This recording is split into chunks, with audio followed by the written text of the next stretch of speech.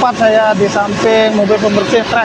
Teman-teman bisa lihat nih, itu ada mesin khusus yang dibawa sama truk ini untuk membersihkan.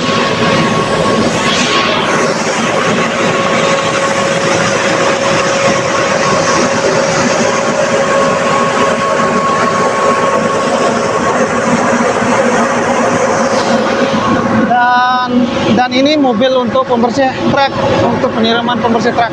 Teman-teman bisa lihat.